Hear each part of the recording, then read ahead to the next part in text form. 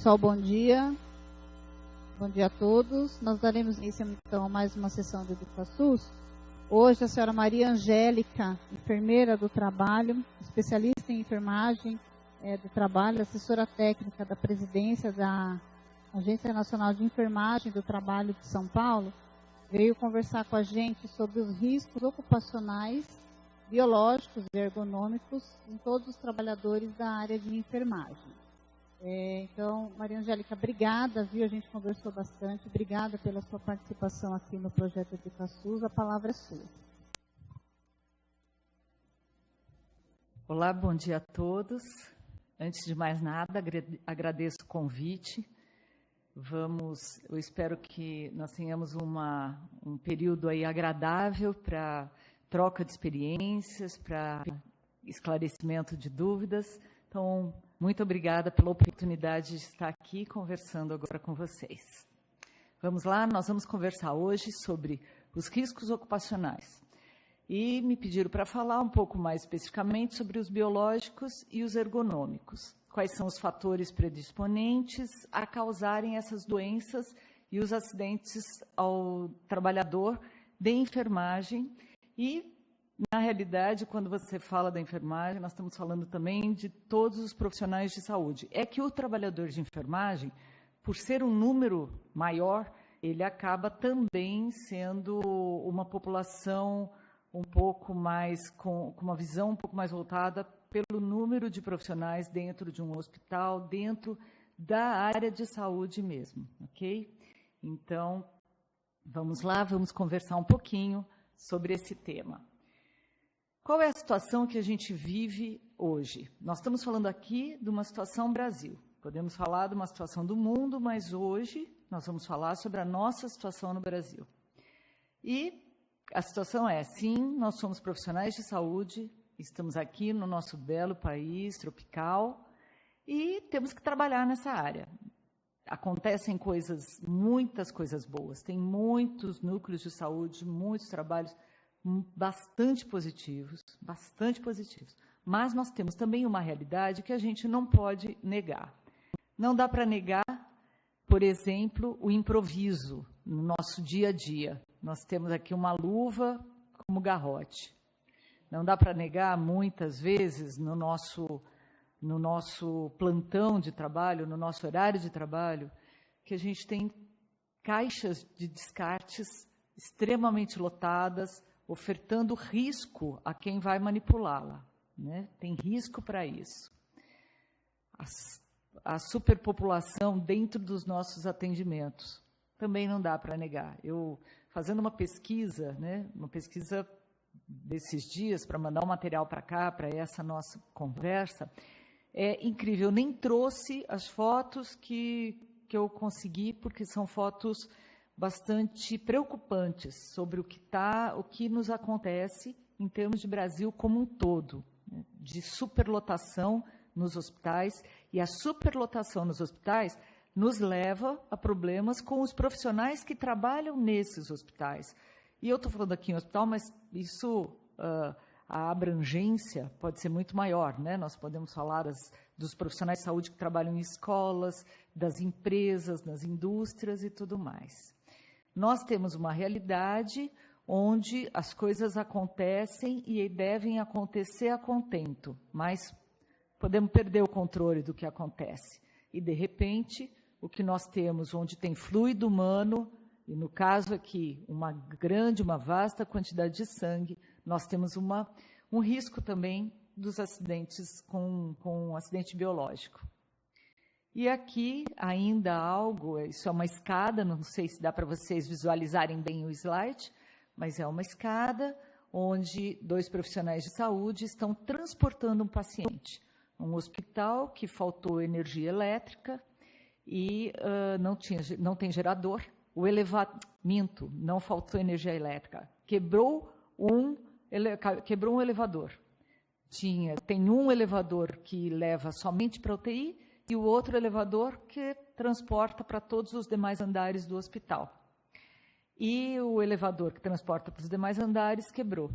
E eles tiveram que transportar paciente no braço mesmo. E é uma situação surreal, ou é uma situação, é uma em não sei quantos? Não sei, mas é um caso que foi retratado e que não está difícil de acontecer. Hospitais sem geradores e que aqui nós temos um esforço físico dos profissionais de saúde, um esforço emocional do paciente, de familiar, de quem estiver acompanhando, e algo bastante irregular, mas tem que acontecer. E faz o quê? Se vocês pesquisarem sobre improvisos nos hospitais, nas áreas de saúde, as coisas que nós vislumbramos são coisas incríveis, onde você fala, poxa, que profissional despojado, né? Um profissional está lá e faz o que for possível, como um bebezinho com uma máscara feita de um frasco de produto recortado e esse frasco servindo como máscara e outras coisas tantas. Isso mostra boa vontade do profissional, mas mostra também como nós estamos expostos aos riscos. A situação que nós temos, eu trouxe aqui um paper com um exemplo de acidente de trabalho, tem outros tantos, mas um acidente de trabalho por profissionais de saúde num hospital universitário.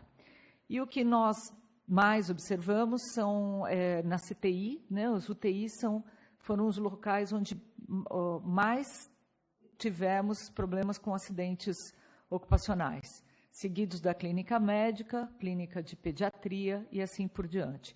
E o mais comum em acidental profissional é o material pérfuro cortante. Ele é danado, esse material pérfuro cortante. Por quê?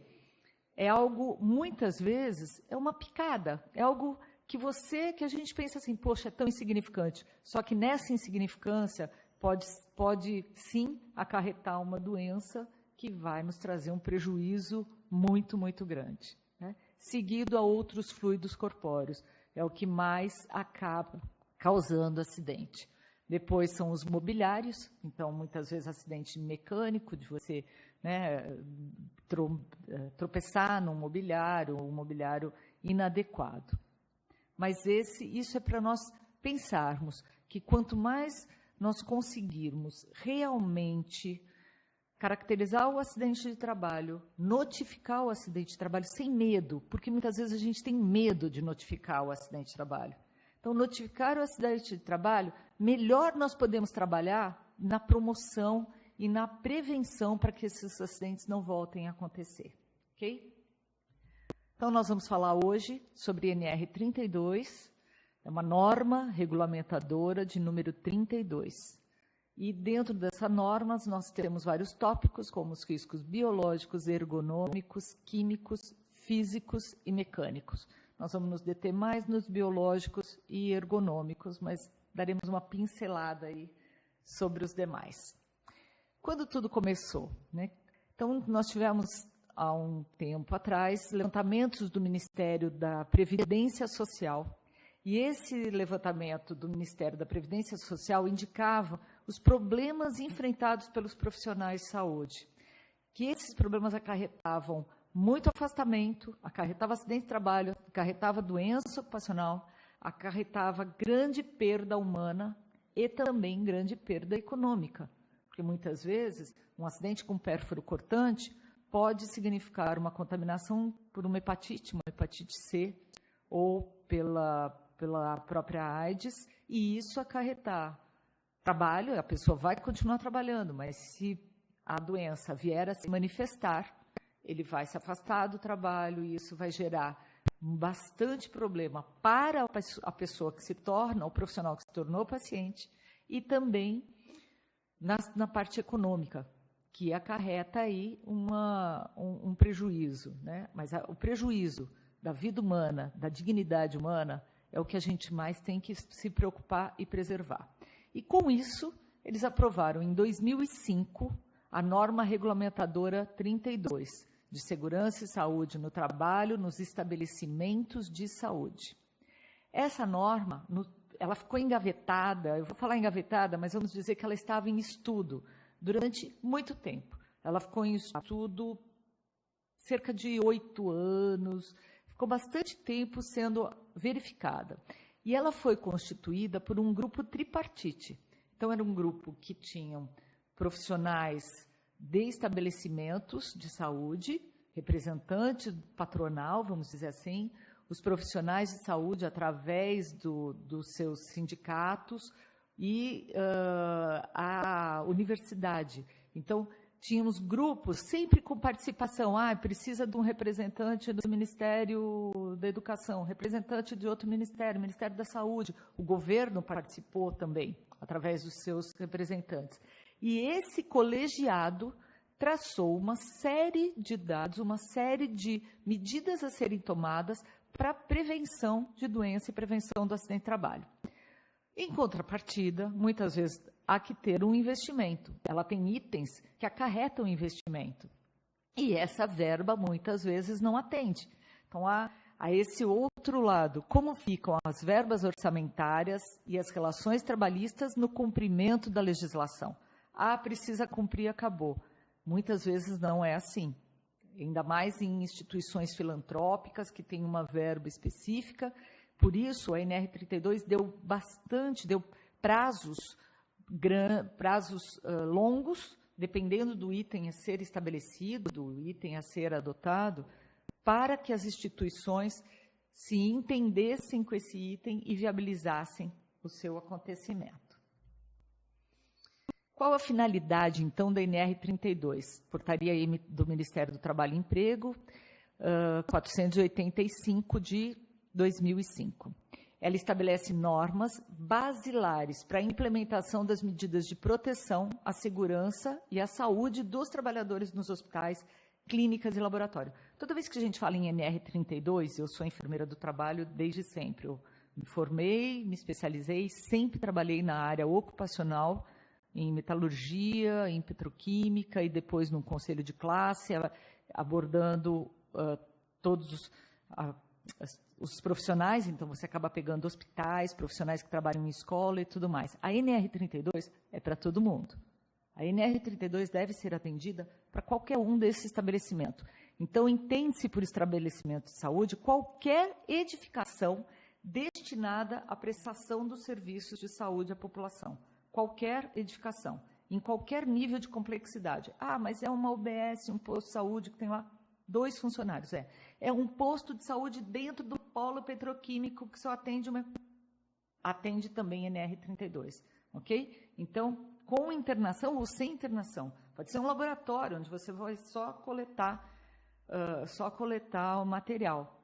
Engloba toda a população, inclusive o pessoal de limpeza em muitos lugares. Há também uma grande discussão com o pessoal administrativo, mas eles também, se eles tiverem contato com pessoas que possam contaminá-lo com qualquer agente desses riscos, eles também estão englobados nessa norma, ok? Então, ela atinge não só os profissionais, os próprios do estabelecimento de serviço de saúde, como também os terceirizados, os cooperativados, os prestadores de serviço, enfim, todos os trabalhadores, então, da área de saúde.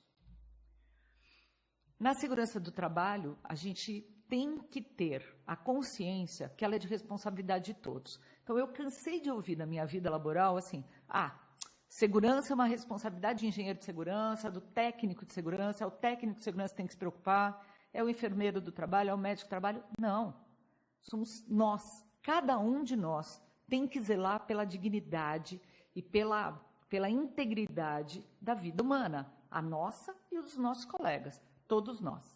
Então, nós vamos abordar aqui que os riscos ambientais, eles são, o que nós podemos falar sobre riscos mecânicos, então ali, risco de queda, risco de se acidentar, o risco ergonômico, quem nunca passou por essa situação?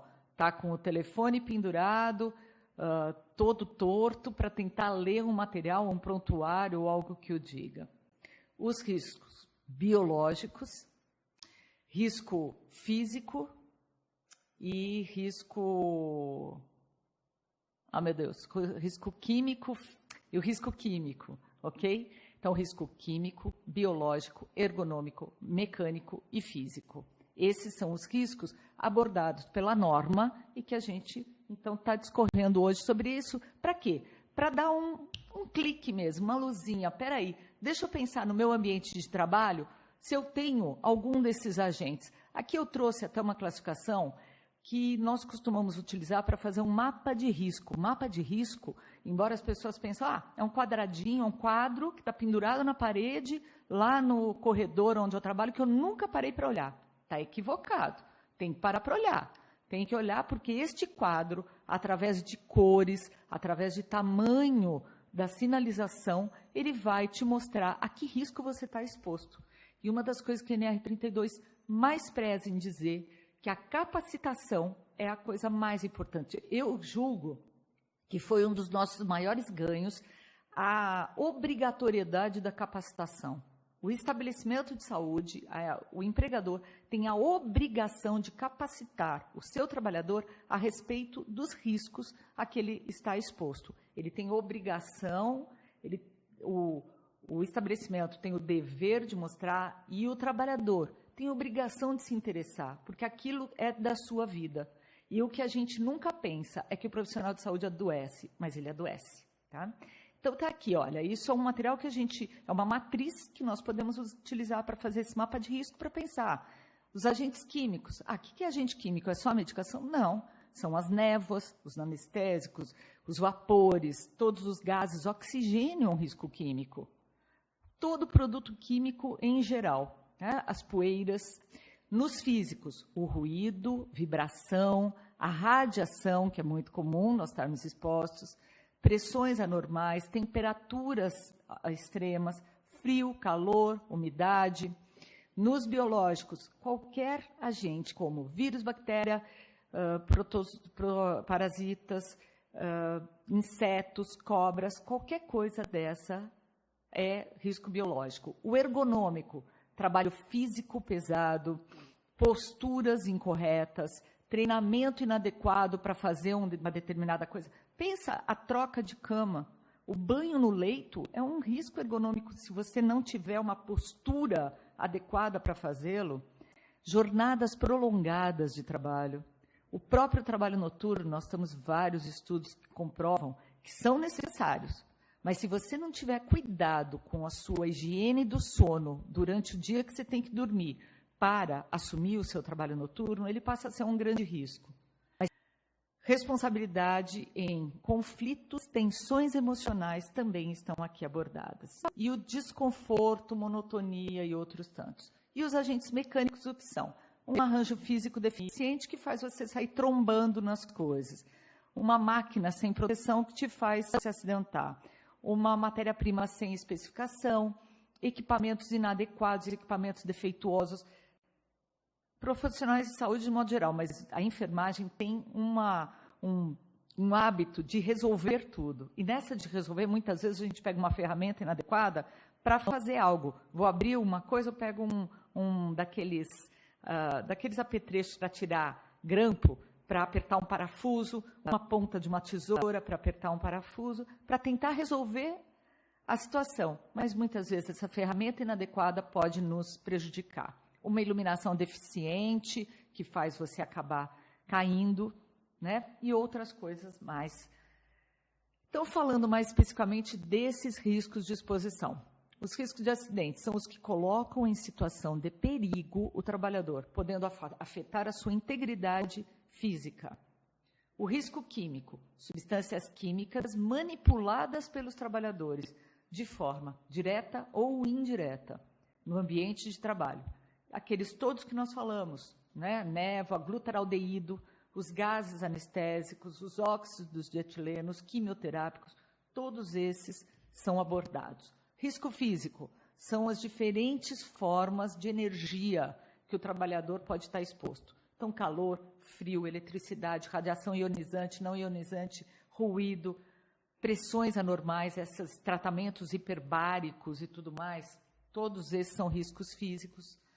Risco ergonômico, até ergonomia é uma palavra que vem do grego, onde nós temos que ter uma preocupação, vou até pegar aqui uma colinha, tem um material que define, que é bem bacana, mas ele fala, esse material, assim, só para a gente ter uma noção, a palavra, o primeiro trabalho em ergonomia, ele foi de 1857, onde Wojciech Jaworski, ele definiu como atividade humana em termos de esforços, pensamento, relacionamento e dedicação.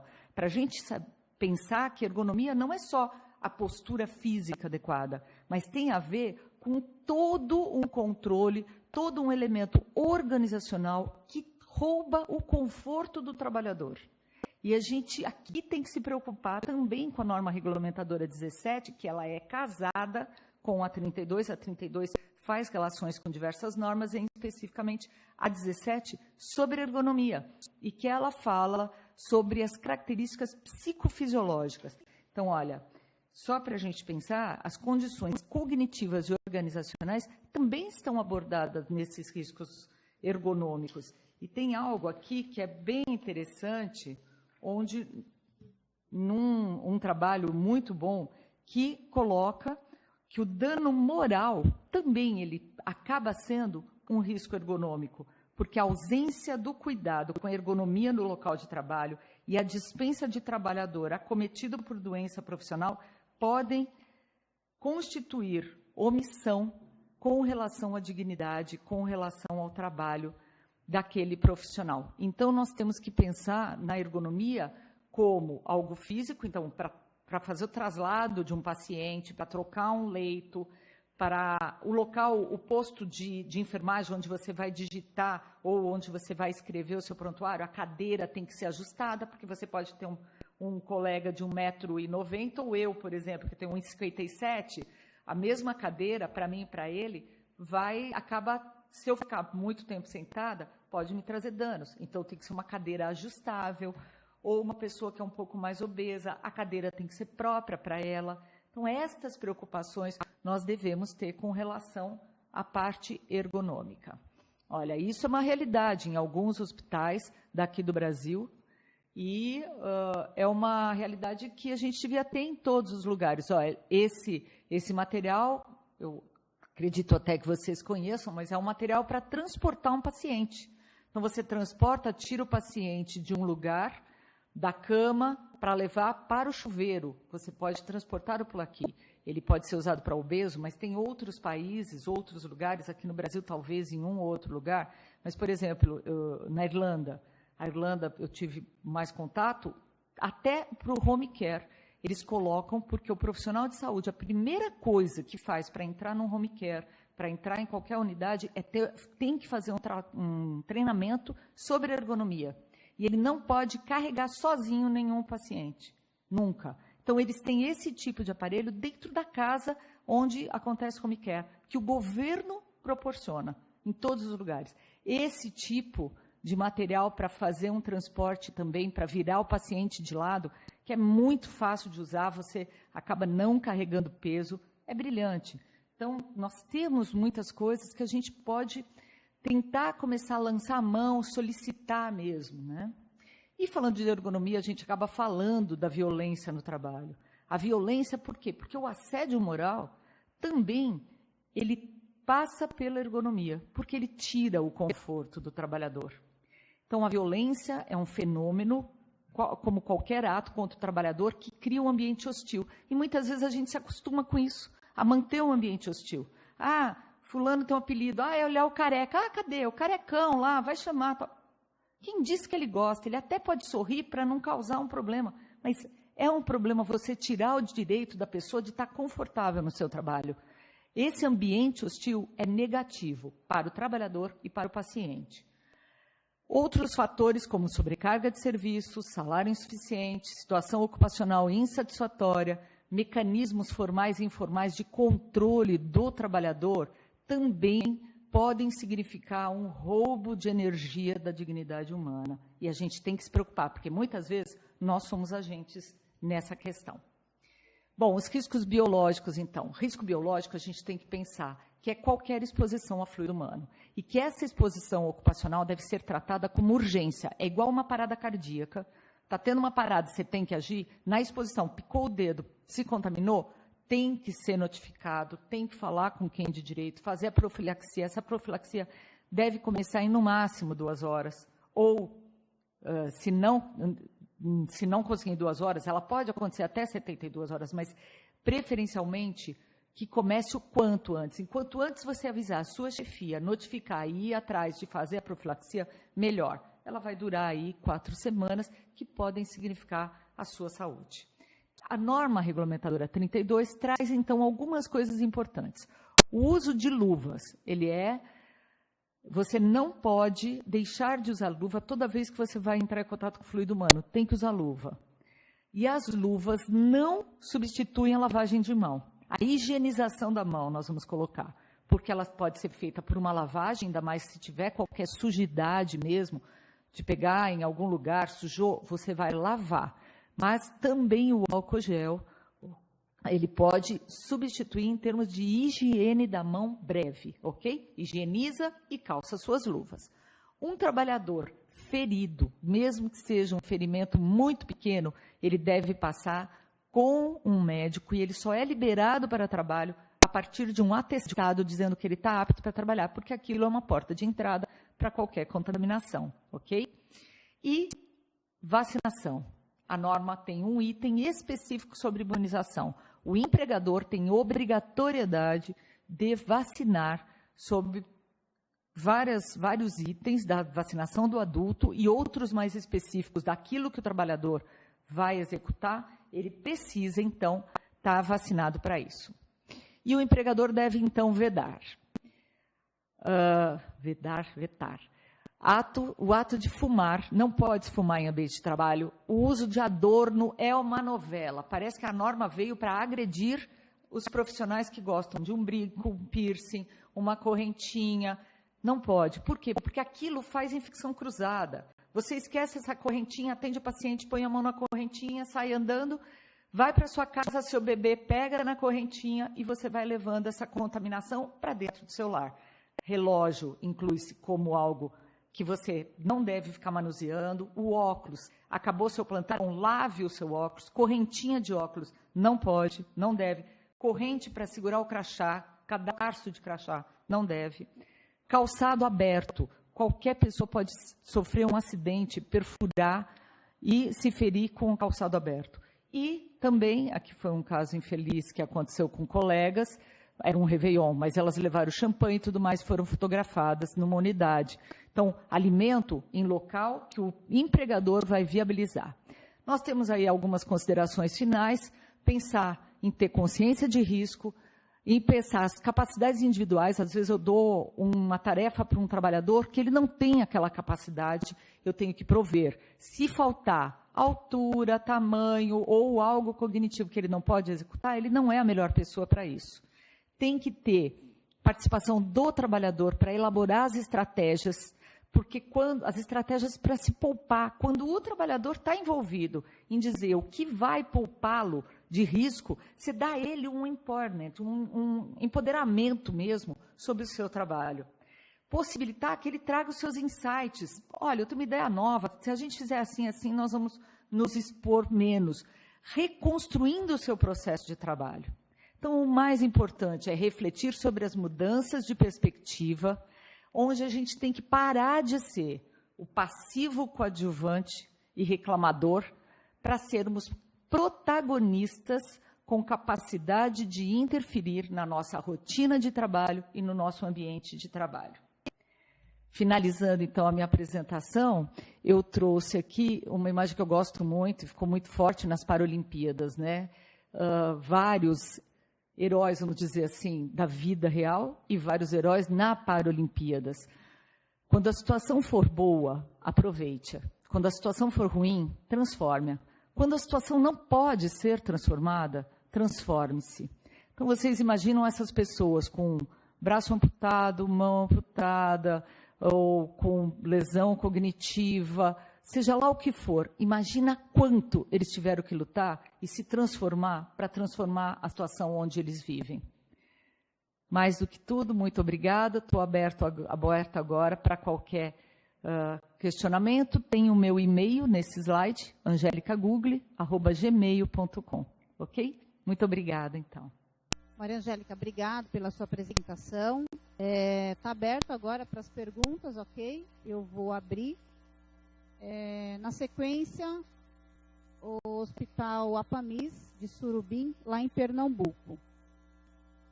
Surubim, eu não estou ouvindo. Vou fazer o seguinte, eu vou deixar vocês aí, verifica só se está ligadinho. Escutando agora? O telefone. Agora tá, pode falar.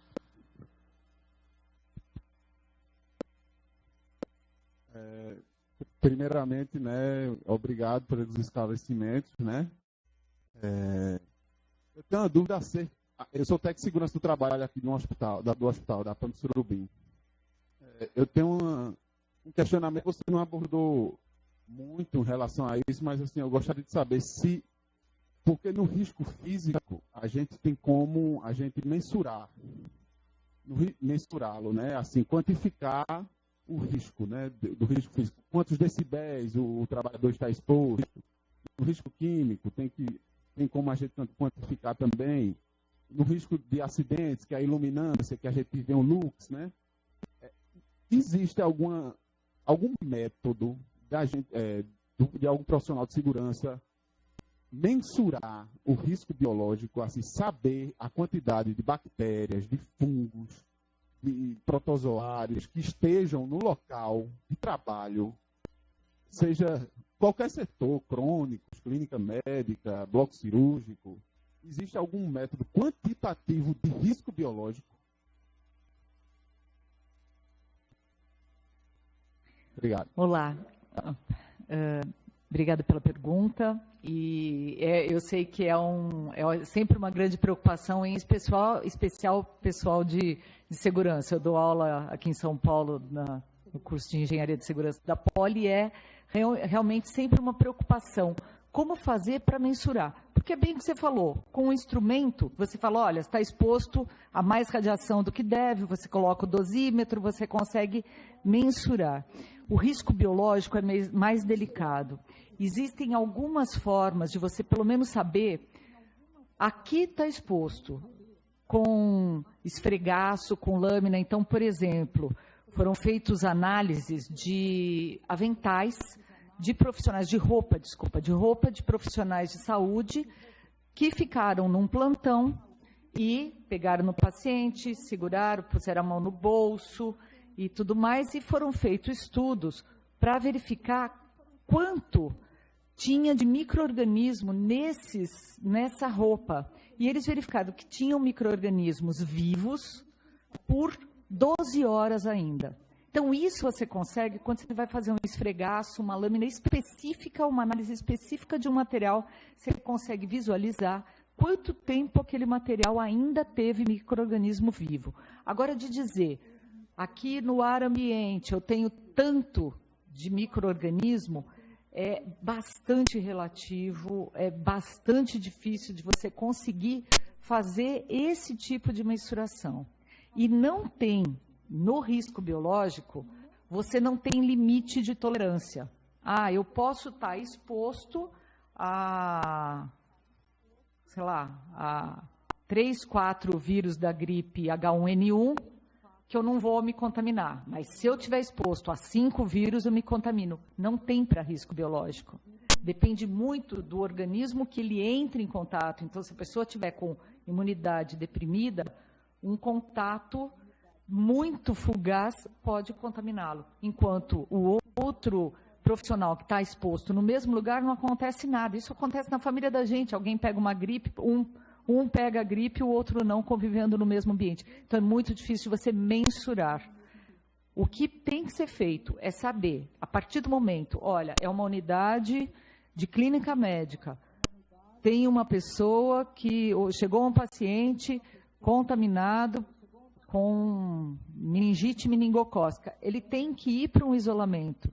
A partir disso, você sabe qual é o risco biológico, está no isolamento, o que o técnico de segurança deve e pode fazer é toda a sinalização daquele isolamento, verificar se a pessoa, para entrar em contato com aquele paciente, está realmente usando o seu EPI, mas agora você mensurar que tem tanto ou não tem tanto, isso, infelizmente, é muito difícil. E lembrar sempre que não tem limite de tolerância para risco biológico. Então, toda palestra que você vai dar, você tem que falar sobre isso. Não tem limite de tolerância, meu amigo. Não pensa que você pode entrar em contato com uma gota de sangue e não se contaminar. Para você ter noção, uma gota de sangue seco, tem estudos que mostram que uma gota de sangue seco com vírus da hepatite C, se depois fluidificada, isso testes em laboratório, ela dura até 1 semana. O vírus da hepatite C fica 7 dias vivos naquela gota de sangue seco, numa temperatura viável, ele pode estar lá contaminando. Então, para você ver como é muito séria a questão do risco biológico.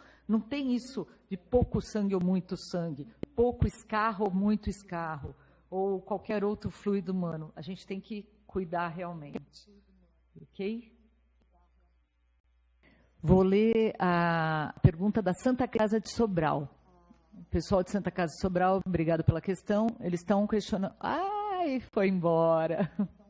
Bom, mas eles estavam me perguntando qual o prazo de... O que quer dizer capacitação? Se são 8 horas, 40 horas, algo assim. É que agora sumiu aqui para mim, mas foi essa a pergunta. Se não foi, Santa Casa, me perdoe. Agora, assim, capacitação é de modo global.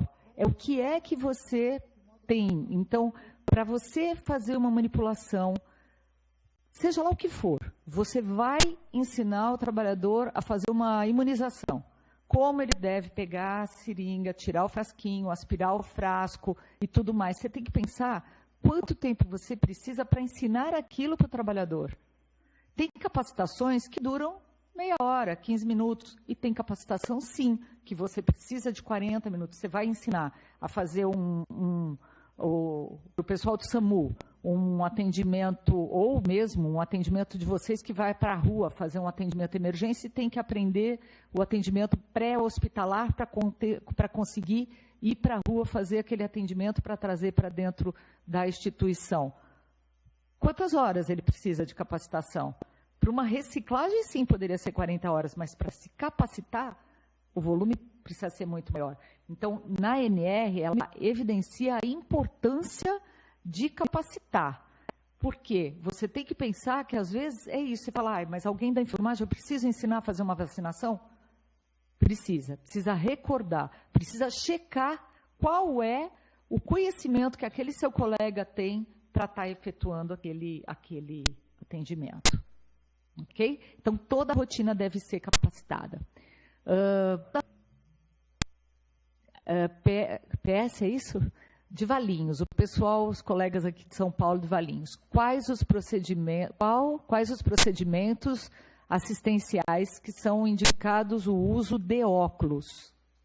Isso é uma outra novela, né, pessoal de Valinhos, porque na realidade é tudo aquilo onde você pode entrar em contato com o fluido humano.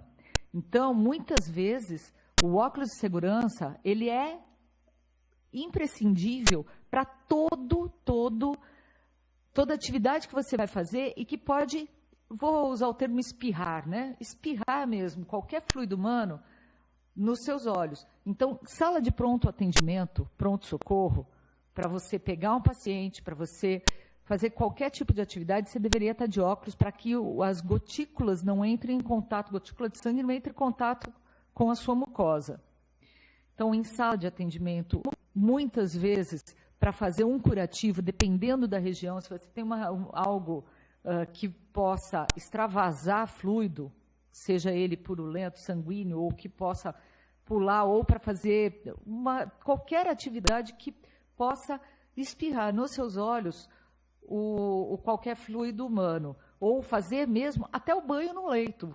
Né? Uma pessoa que tem lesões e tudo mais, você vai precisar usar o óculos para você não se contaminar. A mesma coisa para os dentistas, eu não sei se tem profissionais da área odontológica assistindo, o dentista obrigatoriamente deve usar o óculos de segurança, então muitas vezes tem UBS, tem outros lugares que tem atendimento dentário, ele deve usar o óculos o tempo inteiro, porque só para fazer o tipo de procedimento que ele faz, sempre acaba espirrando, que seja a saliva. Então, deve-se usar sempre que houver o risco de entrar em contato com o fluido humano e que isso possa contaminar a sua mucosa.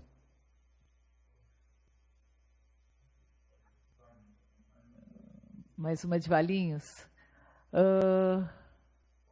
Agora, eu não sei se tinha alguma pergunta anterior, Valinhos, que tem assim, se pode haver conflito entre o SESMIT, Então, para deixar claro, o SESMIT é um serviço de medicina do trabalho com a CCIH, com o pessoal do controle de infecção. Não deveria, viu, colegas, não deveria haver, porque um tem que somar o outro. O conhecimento da segurança é vital, é vital. Nós, da área de saúde ocupacional, estamos acostumados a trabalhar muito em equipe e os conhecimentos se somam. Então, o CCIH, eles têm informações que muitas vezes o SESMIT não tem.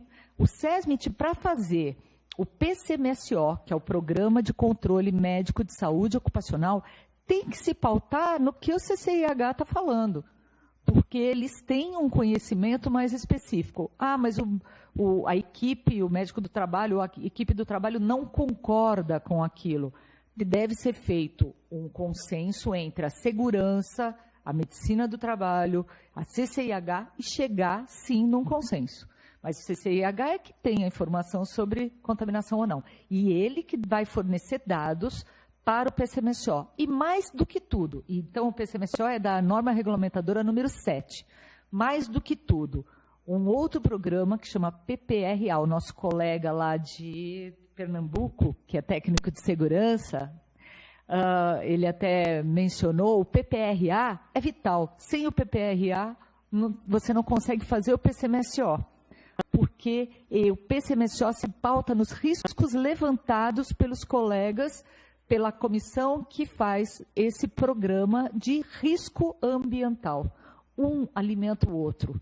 Se a gente não pensar no coletivo, não vai ter nenhuma norma que vai fazer com que as coisas aconteçam para preservar a nossa integridade física, mental, psicossocial. Não teremos.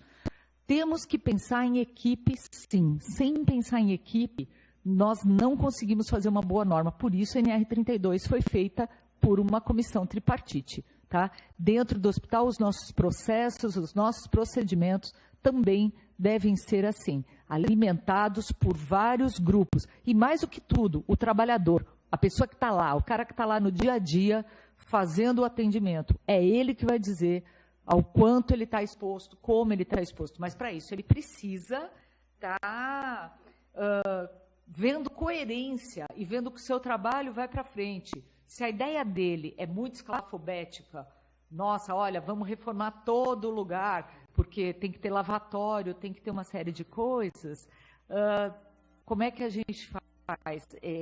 Isso vai ter um custo que se coloque como uma medida a longo prazo a ser analisada, mas deve ser considerado totalmente a visão do colega que está no local de trabalho, ok? Eita, as perguntas estão fugindo da gente aqui. Olha, estão entrando, graças a Deus, muitas perguntas. E aí o que está acontecendo? Vira a folha antes da gente, vira a tela antes que a gente consiga pegar qualquer pergunta, ok? De qualquer maneira, eu vou falando enquanto isso, o nosso querido senhor Nelson aqui está viabilizando para a gente responder. Olha, aqui tem uma ali em cima de Passos, Minas Gerais. Aí mesmo, isso. Bom dia, Minas Gerais. No caso do trabalhador que alega ter lesionado a coluna em atividade de manuseio de paciente, entra como acidente de trabalho ou é necessário ter avaliação minuciosa pelo ergonomista, pois na própria lei menciona que agravamento de lesão não é considerado acidente, mas o mesmo deve ser comunicado no prazo de um dia útil. Minas Gerais, olha, na realidade, quando você faz o levantamento de risco, você vai levantar se existe na atividade daquela pessoa algum risco que possa atuar e lesionar, sim, a coluna daquele trabalhador. E com isso, não precisa ser avaliado por um ergonomista. O ideal seria, eu queria dizer aqui, olha, toda atividade de ergonomia deve ser avaliada pelo ergonomista, que é um profissional que eu prezo muito. Porém, eu sei que tem muitos locais pelo Brasil, e a gente está falando aí numa gama imensa de locais, que não tem esse profissional, mas tem profissionais de segurança, profissionais de medicina ocupacional que podem se juntar ao profissional que analisa, sim, essa parte, que seria, então, o ortopedista, o neurologista, e ver se há algo cruzado entre o que foi abordado ou aonde o trabalhador refere ter havido algo e o tipo de atividade, se faz sentido e se temos, então, um nexo causal para dizer, e se comprovado, é sim um acidente de trabalho. Se comprovado que aquilo aconteceu, sim, ele deve ser considerado acidente de trabalho.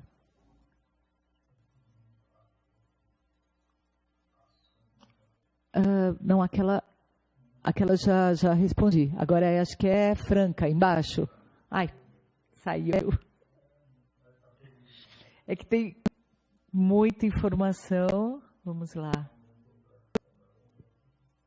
Maria Angélica, espera um pouco. Só um minuto. Oi. Desculpa te interromper. Eu estou olhando aqui, tem bastante pergunta. Fica difícil mesmo. Pessoal, se vocês quiserem fazer também no microfone, para agilizar, até para ficar melhor, tudo bem, tá?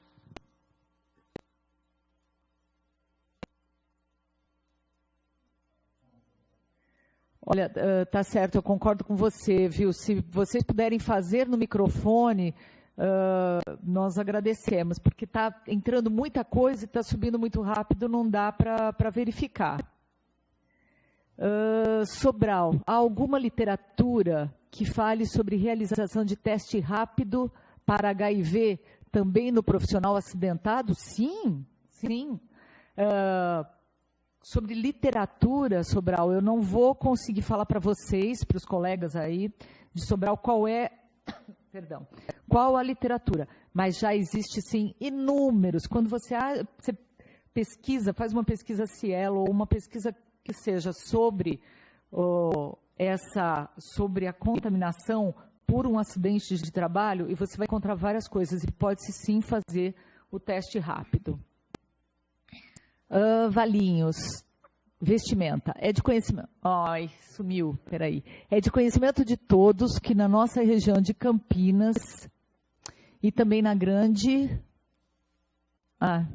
o quê? Na Grande Campinas, acho que é isso, que todos os profissionais de enfermagem que entram e saem do trabalho com destino para casa ou para um segundo emprego com as mesmas vestimentas sem deixar no local de trabalho para lavagem. A não ser nos casos de setores, UTI, PS, minorias dos hospitais. Você concorda que essa situação é fato verídico? Se sim, como podemos resolver?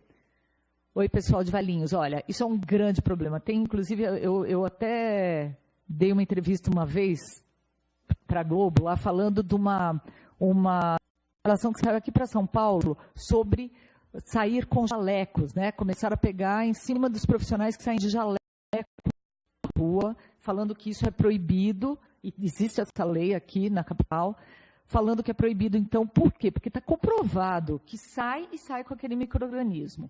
Agora, a lavagem de roupas é obrigatoriedade, sim, do empregador. Porém, tem uma forma em que o empregador consegue mostrar a importância de lavar as roupas, aquelas roupas onde você sabidamente entra em contato com o agente contaminado, que é isso que você comentou, PS, UTI, laboratórios, unidade de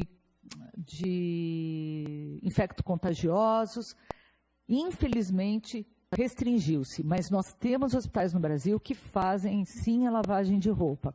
O ideal seria ter um uniforme onde você deixasse para ser lavado como o uniforme de uso de centro cirúrgico. É que isso entra naquela controvérsia, naquele viés que eu falei do custo.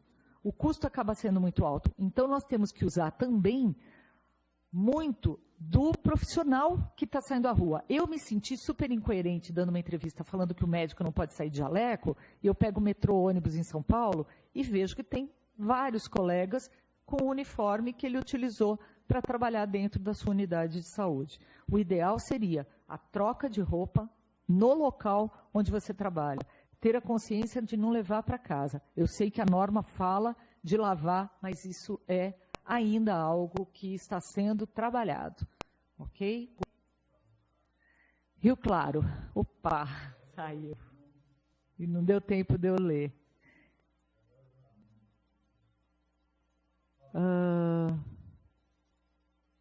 Houver risco.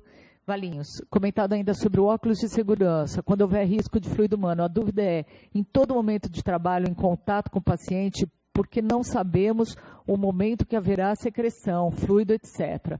É correto afirmar que a todo instante você deveria,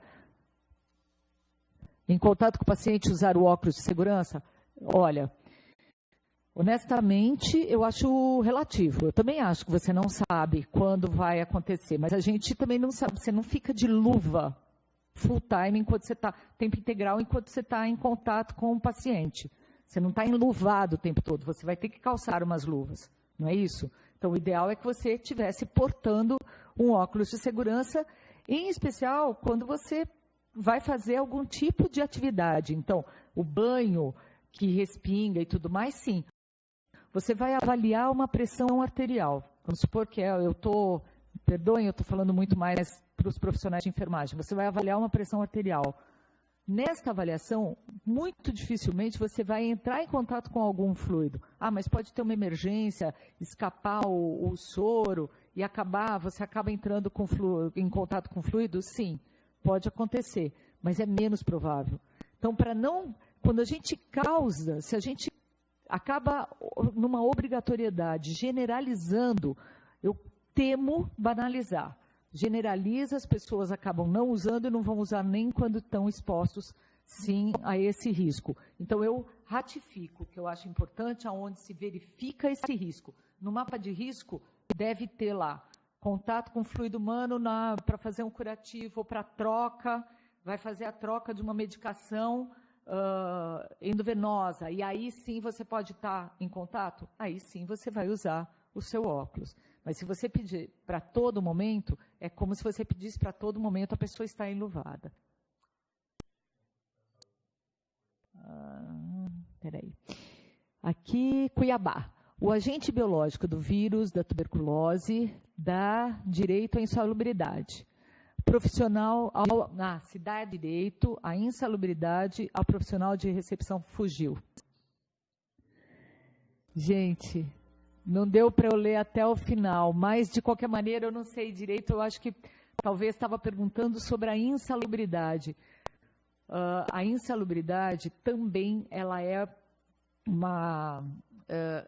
vai ser verificada em conjunto com o PPRA, em conjunto com normatização junto à INSS e tudo mais, para verificar e, para vocês terem ideia, muitas unidades, muitos ambulatórios de limpeza, onde você não sabe o que você vai receber, porque você pode receber, sim, alguém saudável fazendo um exame médico periódico, e você pode receber um acidentado, ou você pode receber alguém no começo de uma tuberculose, como vocês colocaram, e mesmo assim não é dado aposentadoria especial para esse profissional. E com isso acabam não caracterizando a insalubridade. Então é uma coisa bastante relativa, é uma análise que deve ser feita com os colegas da segurança ocupacional também. Passos. No caso onde não há profissional especializado, ergonomista, ortopedista, até onde o técnico em segurança pode atuar no risco ergonômico, com o seu exemplo, regularização do posto de trabalho, treinamento. O técnico de segurança pode sim, se capacitado, então, se o pessoal tiver treinamento, se ele tiver bem treinado em ergonomia, ergonomia é aberto, você consegue fazer cursos, ele pode sim interferir, ele pode sim falar qual é a melhor forma de fazer uma determinada ação com relação àquele atendimento, ou seja lá o que for, a exposição a uma posição inadequada no trabalho. Qual é a diferença entre a máscara PFF2 e a N95? A diferença é de tempo que uma consegue conter a tua exposição e a outra, entendeu? Tem uma diferença entre as duas, entre tempo de exposição, o quanto ela está te servindo de filtro ou não. Você está usando, ela está servindo como filtro.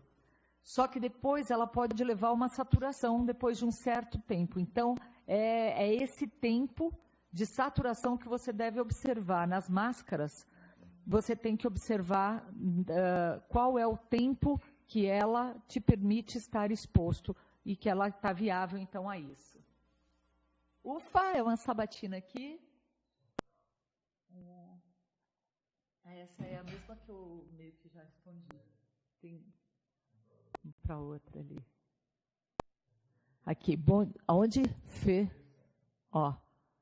Da onde que é essa? Santa Catarina? Santa Catarina. Bom dia, Santa Catarina.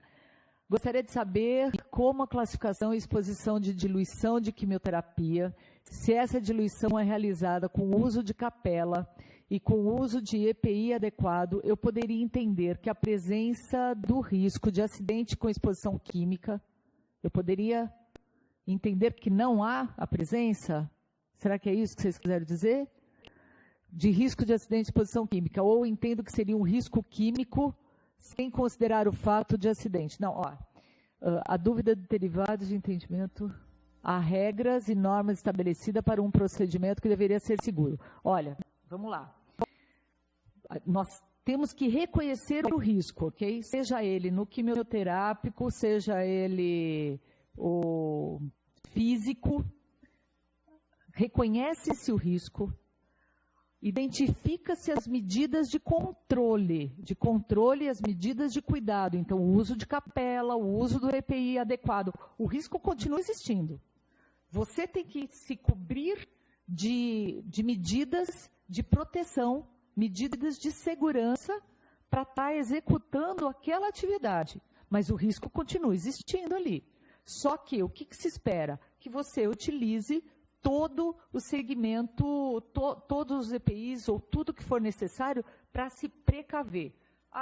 Eu achei que não era interessante, que eu não precisava, que ali era uma coisa muito rápida, eu não devia fazer, eu não precisava entrar ou não precisava fazer de uma forma ou de outra, usar o equipamento de proteção individual que está contando no programa, no PPRA. Eu achei que eu não precisava, e aí eu me acidento, aí sim, existe o risco, existe o acidente. Agora, se existe o risco, existe a forma de se precaver, e mesmo assim dá algo errado, e a pessoa se contamina, ou a pessoa se acidenta, continua sendo acidente de trabalho, pode ser uma doença ocupacional, entendeu? Então, não é porque existe o risco, existe a proteção, se o indivíduo fez tudo que estava prescrito para fazer aquela conduta e algo deu errado, quebrou, o exaustor não foi suficiente, o dosímetro de quem trabalha com radiação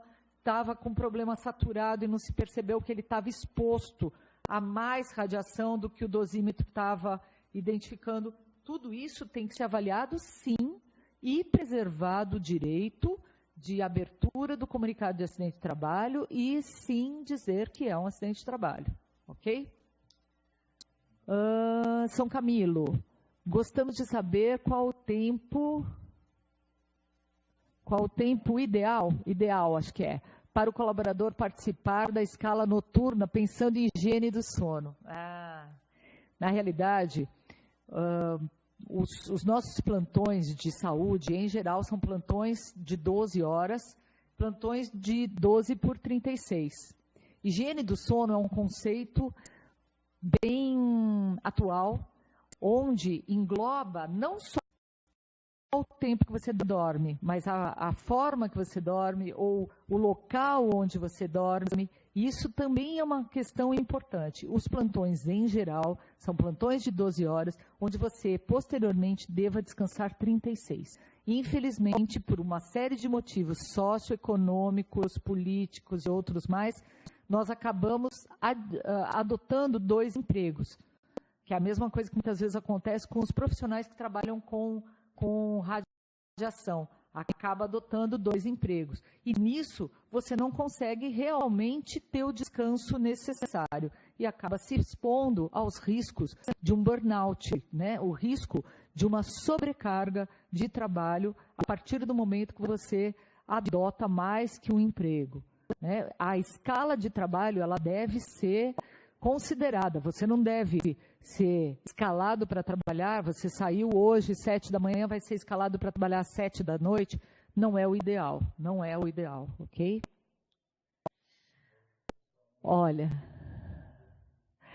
se fosse feito, se as perguntas fossem orais, eu acho que a gente conseguia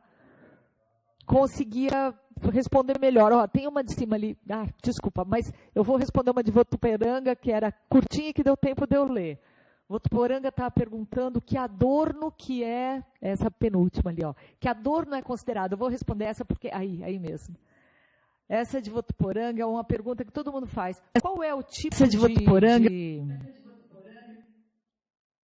Qual o tipo de adorno que a gente deve considerar que a NR32 veta? É qualquer adorno. E entende-se por adorno. Vamos lá. O piercing, a correntinha que segura o óculos, o brinco, piercing em qualquer lugar, seja nasal, língua, onde for, que há contato, que você pode segurar, pegar durante o seu trabalho e acaba contaminando, correntes, colares, anéis, pulseiras, relógio, tudo isso é aliança, porque tudo isso você está levando micro-organismo para fora do ambiente hospitalar. E a gente sabe muito bem que esse micro-organismo que é cultivado no ambiente hospitalar, ele é um micro-organismo extremamente poderoso. Você leva para dentro do ônibus, para dentro da sua casa, você está transportando e fazendo infecções cruzadas. Aí sim nós teremos elementos muito, muito mais poderosos.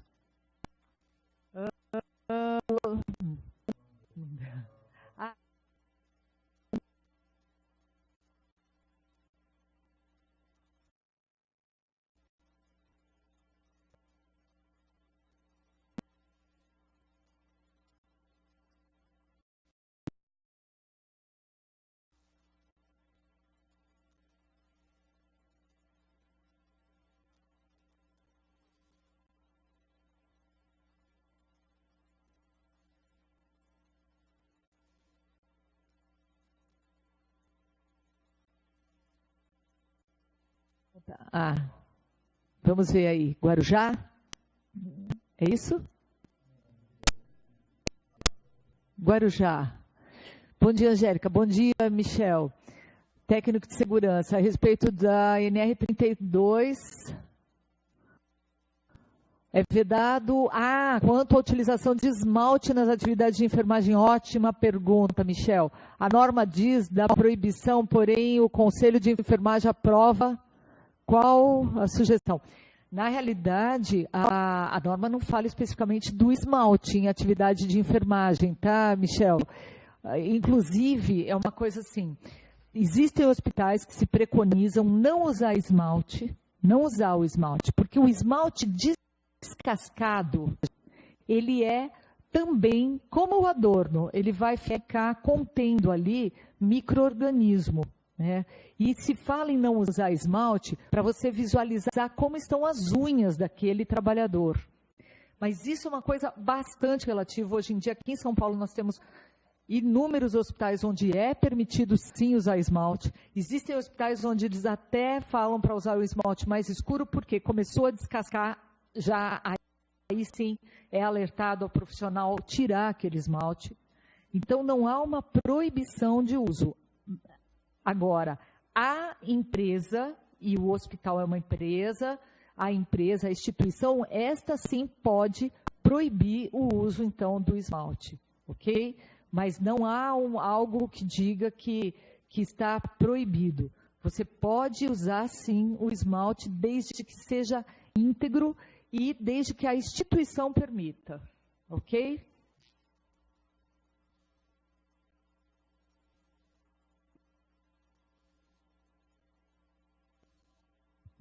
Maria Angélica, pessoal, eu estou sem comando aqui na federação, não estou conseguindo subir os pontos.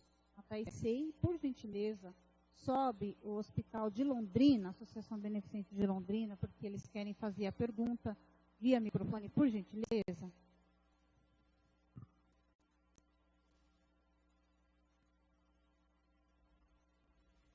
Bom dia. Está ouvindo? Bom dia.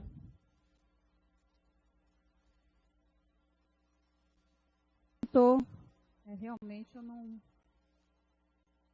Travou aí. Não, tá tudo sob controle, viu? Você estava falando e estava ok.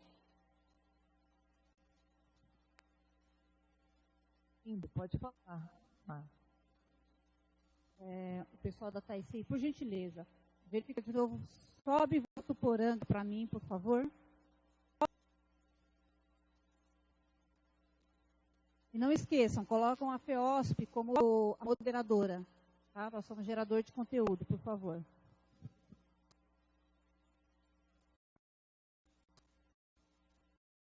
Me ouvindo? Vocês estão ouvindo?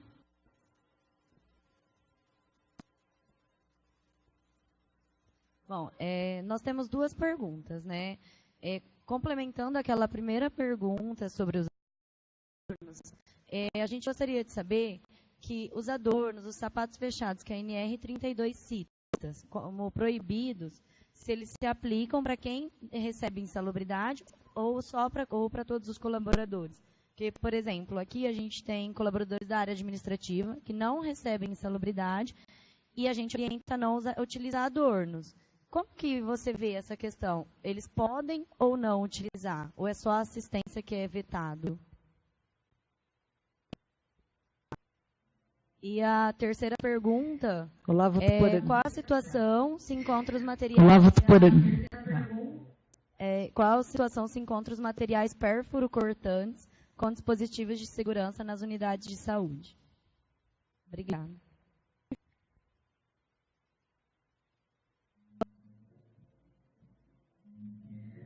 Votuporanga, vamos lá. A primeira sobre adorno. Não é só para quem recebe insalubridade. E, na realidade, é bastante relativo, porque a insalubridade, você acaba tendo também a legislação mais específica junto à Previdência Social. Perdão. Então, o que a NR fala é para todo e qualquer trabalhador que possa estar exposto ao risco biológico. Entende-se todo o pessoal da assistência, porque o risco é de uma perfuração, a queda de material, bisturi, seringa, ou o que for, qualquer exposição de tropeçar, tá com uma sandália, acaba batendo o dedo em algum material também contaminado que existe dentro de uma enfermaria, por exemplo. Então, para todo o pessoal de assistência. O pessoal administrativo, por força, se for um pessoal que está recebendo a internação ou que está recebendo as pessoas para pronto atendimento, também devem seguir da mesma forma. Quem fica no administrativo, lá no financeiro, que não entra em contato com nada, em geral, a norma não o abrange. Mas o que a prática está nos mostrando? Que todo e qualquer profissional dentro do hospital acaba tendo que seguir a norma como um todo, ok?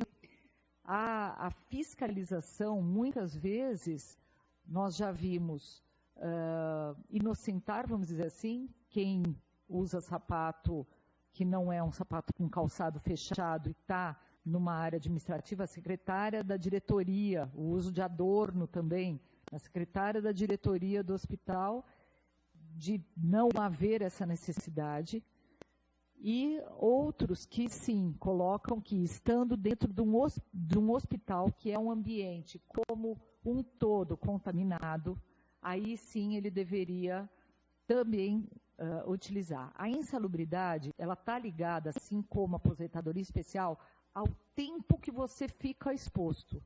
Então, a jornada de trabalho também interfere.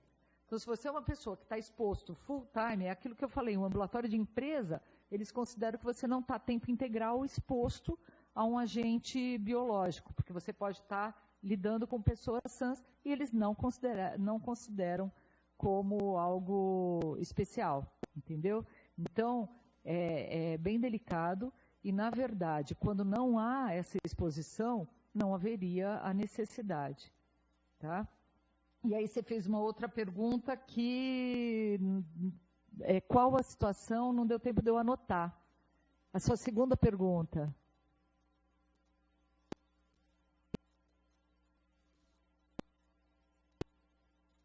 Com dispositivos de segurança nas unidades de saúde.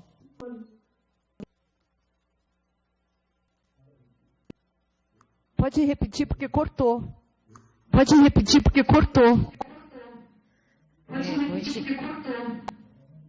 Qual situação se encontra os materiais pérfuro-cortantes com dispositivos de segurança nas unidades de saúde?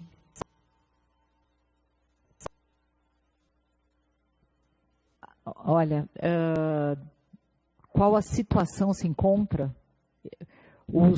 Você tem que ter dispositivo de segurança e, pelo que a norma coloca, é de modo geral. O dispositivo de segurança, depende de qual for, ele causou, sim, muito problema, porque o custo era muito alto e os convênios, as instituições não estavam conseguindo viabilizar o uso de um dispositivo de segurança.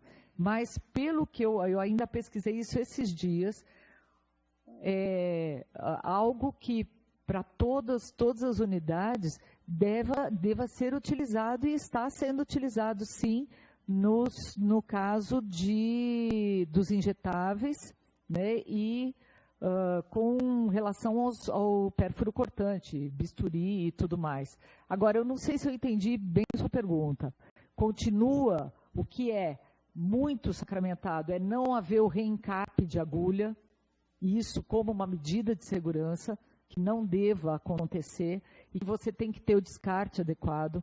Então, você colocou qual a situação se encontra. A situação deve-se preservar totalmente o contato do profissional que está lidando com o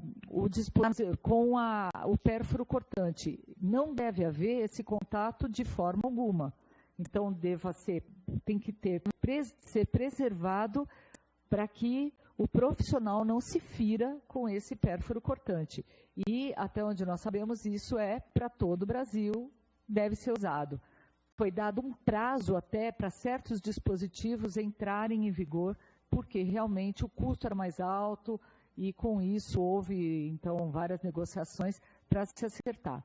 E, em especial, uma coisa que eu não falei antes, e vou aproveitar a pergunta de Votuporanga para falar, todas essas atividades têm que ser também conjuntas com a equipe do PGRSS, então, que é do descarte de resíduos. Todas as condutas e a NR32 tem que fazer algo casado, e também com a segurança do paciente. Então, a norma, ela usa para si o que vem de outras normatizações. Então, todos os cuidados com pérfuro cortante, desde a sua abertura até o uso no paciente e depois o seu descarte, tem que ser cercado pelas equipes que cuidam da saúde do trabalhador, da saúde do paciente e também do equipamento em si, da manipulação daquele equipamento. Pessoal de Santa Catarina.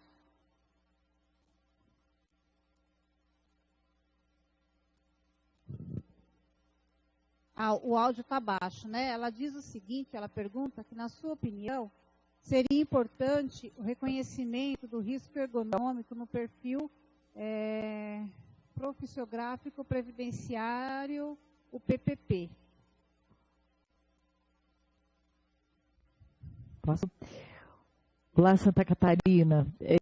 Sim, todos os riscos. Para o PPP, nós temos aí é uma outra novela o PPP, né?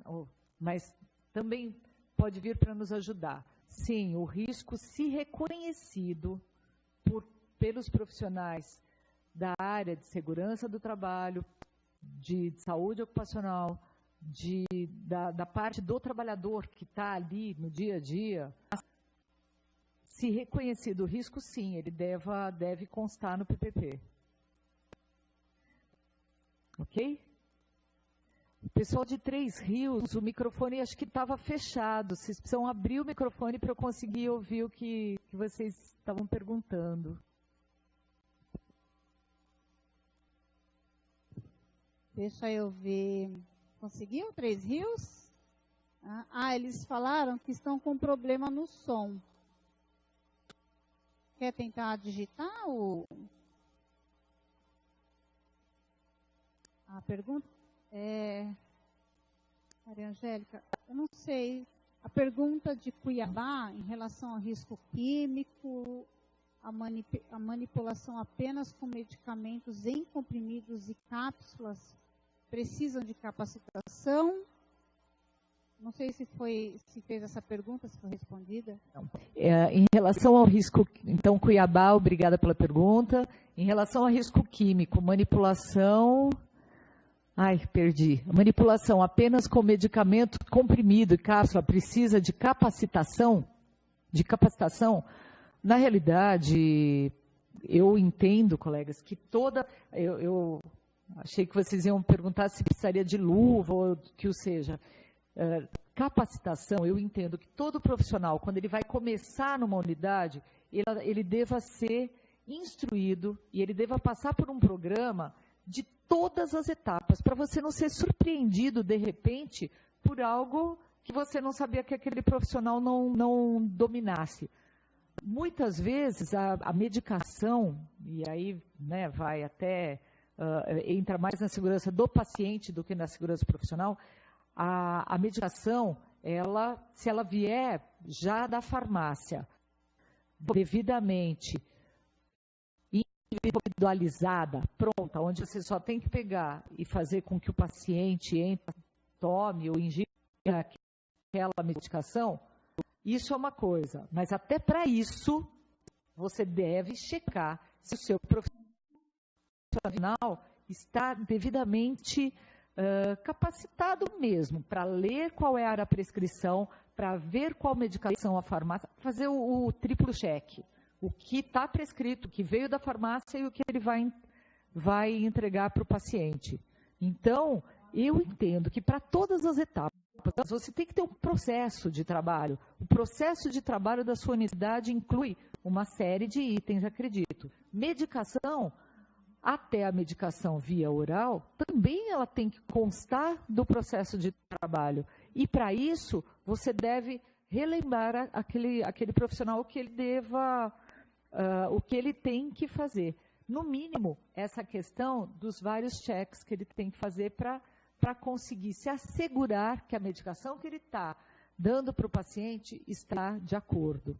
Então, eu acredito sim que capacitação nunca é demais. Tá? Que você tem que pensar, a carga para isso. Olha, só para checar se ele sabe ler a prescrição, se ele viu que está correto, porque você tem uma gramatura diferenciada muitas vezes.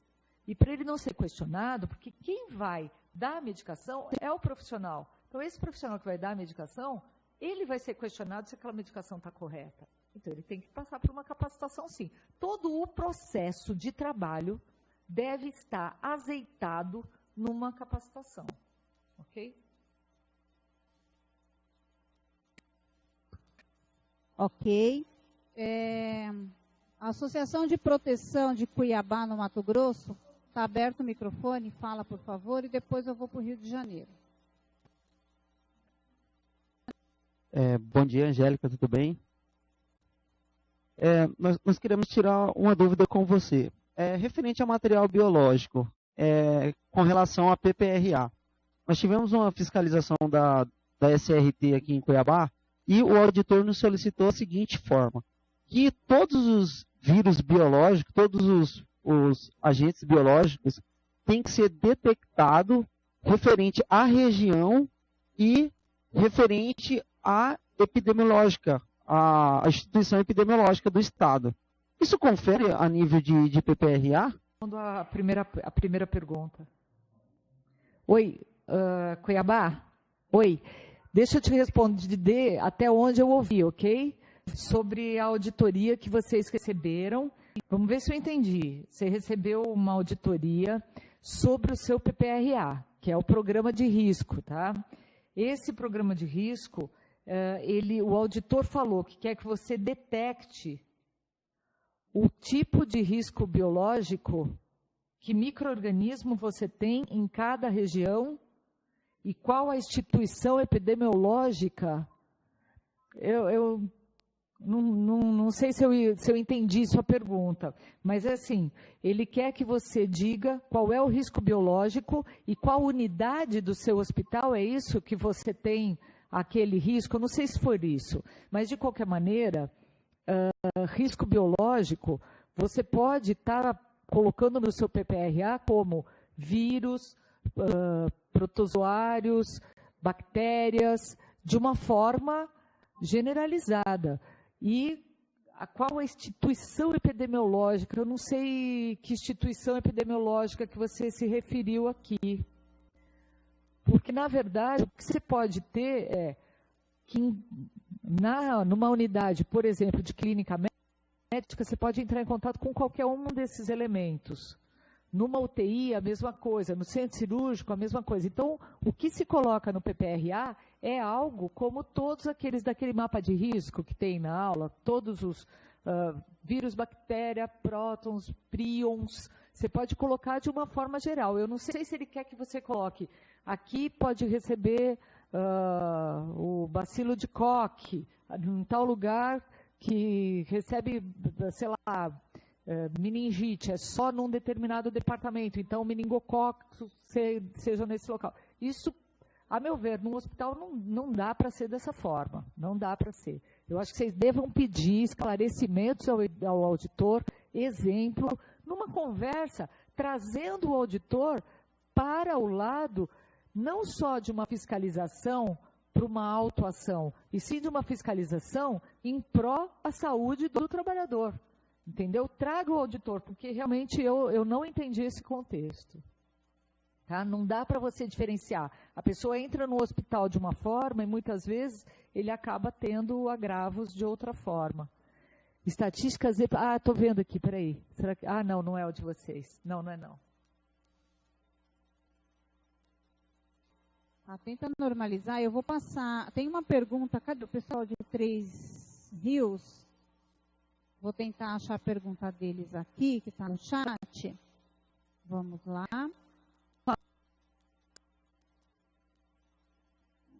Só um pouquinho.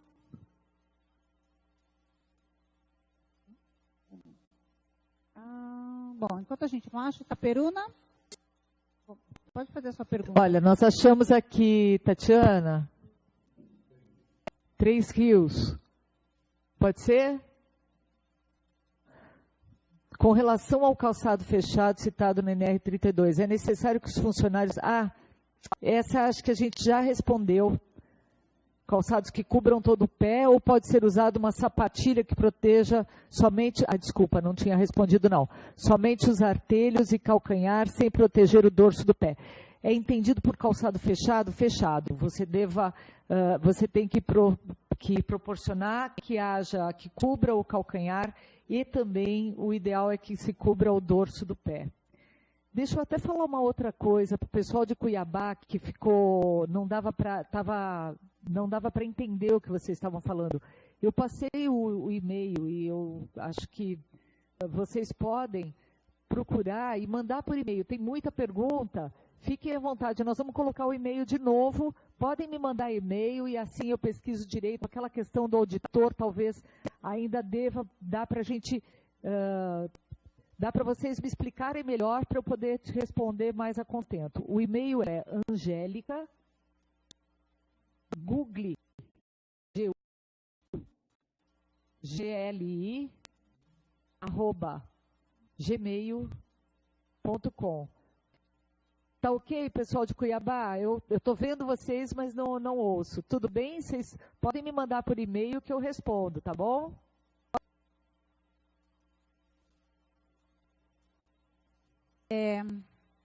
Itaperuna, pessoal do Hospital São José do Havaí de Itaperuna, no Rio de Janeiro.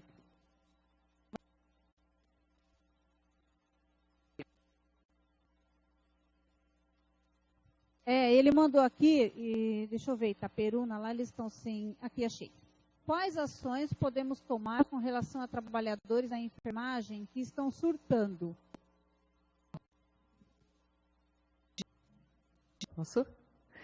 Que estão surtando, Itaperuna. Olha, saiba que não é algo que acontece só aí, tá bom? Infelizmente, eu acho que a sobrecarga de trabalho e toda a crise que a gente vem vivendo e toda a sobrecarga, é fácil realmente nós sairmos de um comportamento... Ai, o que está acontecendo aí, Itaperuna? Sairmos do comportamento adequado. O que tem que se fazer é cuidar. A gente cuida do profissional de saúde. Então, se tem profissionais que estão surtando, como vocês colocaram, e que estão com um comportamento inadequado, ele deve ser tratado. Esse profissional deve ser levado aonde, se vocês estiverem em saúde ocupacional, a equipe de saúde ocupacional que deva fazer o encaminhamento adequado com qualquer outra patologia. Vamos supor que o profissional de enfermagem tivesse lá com, sei lá, qualquer outra patologia, uma hepatite, e ele seria encaminhado para tratamento. A parte emocional, a parte cognitiva também deve ser tratada. Então, esse profissional precisa ser encaminhado para a medicina do trabalho, que indicará, então, um profissional adequado para cuidar dessa pessoa. Se não for para a medicina do trabalho, porque não tem nesse local, ele deva passar, então, para um médico especialista dessa área comportamental, que são os psiquiatras. Ok? Não sei se eu te respondi, mas, assim, vocês nem abordaram, infelizmente, a gente acabou nem falando de assédio moral, de outras coisas que tiram a pessoa da sua forma ideal de trabalho, né? Então, tudo isso a gente tem que cuidar. Mas, mais que tudo, pensar em cuidar para ter conforto no trabalho. A gente não tem que pensar só numa fiscalização, só numa auditoria.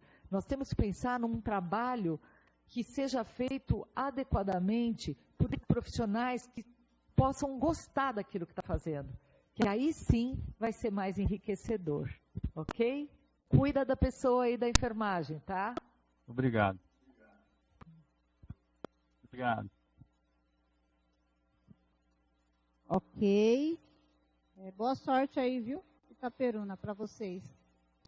Mais alguém tem alguma pergunta, alguma dúvida, alguma colocação? Acho que não tem mais nenhuma. A gente avançou um pouquinho do horário. Bastante pergunta, né, Maria Angélica? A gente teve alguns probleminhas técnicos aqui, facinho de resolver, está tudo certo, está tudo sob controle. Se não tem mais nenhuma pergunta, está o e-mail dela aí no chat. E eu vou agradecer imensamente a sua participação, dizer que foi muito importante para levar essas informações aí para os hospitais. E passar a palavra para que você possa fazer as suas considerações, tá bom? Eu que agradeço, Tatiana, foi uma delícia, uma sabatina, né? Que coisa, mas foi muito, muito gostoso, muito bom. Eu realmente estou à disposição de vocês, aquilo que precisarem, o que eu puder contribuir. Muito obrigada pela oportunidade. Eu adorei estar com vocês essa manhã, espero que vocês também tenham gostado. Muito obrigada, Tatiana, por intermediar. Obrigada, Maria Angélica, mesmo de coração. Um grande abraço e até a próxima, tá bom? Eu quero passar um recado rapidinho aqui. A próxima palestra, dia 24, que é controle de infecção hospitalar dentro dos hospitais. E dia 25, vai ter um programa de hábitos saudáveis para os colaboradores das instituições de saúde, tá ok? Então, 24 e 25. Obrigada a todos. Maria Angélica, obrigada. Bom feriado.